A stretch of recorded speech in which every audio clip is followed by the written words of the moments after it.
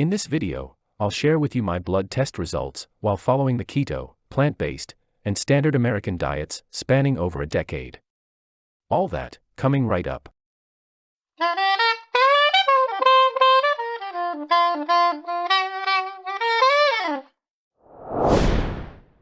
Like most of us, I had been following the standard American diet for most of my life, that is, until my lipid panel results from a routine physical exam revealed that my triglycerides were sky high. Since diet and lifestyle directly impact health and well-being, I figured those things would have to change. I subsequently adopted a plant-based diet and saw some improvement in triglycerides, but my fasting glucose shot up and put me in the pre-diabetic category. That led me to keto, and a variation of keto, namely, keto 1 meal a day, or keto OMAD. Now, let's take a look at the numbers. The metabolic markers that I tracked while on my decade-long health quest include HDL-C, or so-called good cholesterol, LDL-C, or what's often referred to as bad cholesterol, triglycerides, fasting glucose, and BMI. Let's start with triglycerides, or fat concentration in the bloodstream.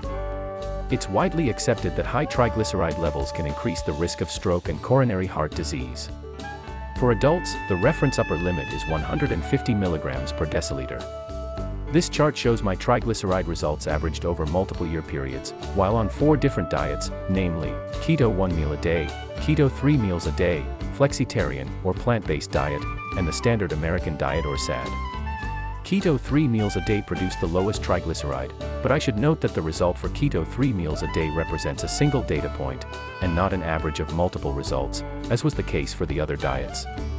Another point worth noting here is that while on the SAD and flexitarian diets, I was taking a fibrate class of prescription drugs that was intended to reduce my triglycerides to acceptable levels. But, as you can see, it didn't work nearly as well as the keto diet did.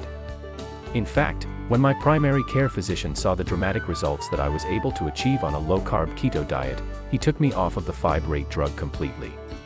Next, let's take a look at my HDL-C, or so-called good cholesterol. Results greater than 39 milligrams per deciliter are considered to be in the normal reference range. Low HDL-C can increase the risk of premature coronary artery disease, heart attack, and stroke. As you can see here in this chart, my HDL-C steadily improved when going from the standard American diet to keto OMAD.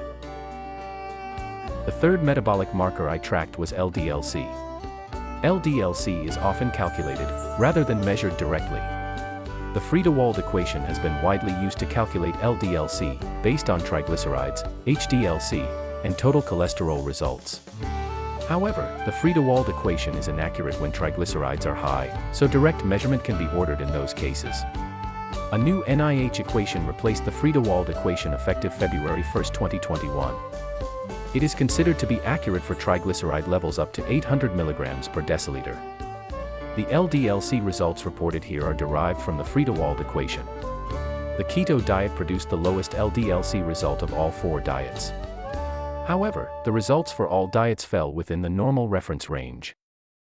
Now, let's see how my fasting glucose compared on the 4 different diets.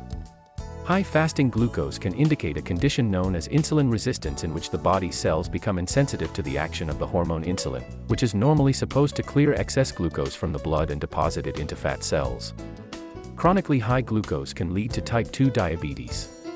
The normal reference range for fasting glucose is capped at 99 milligrams per deciliter.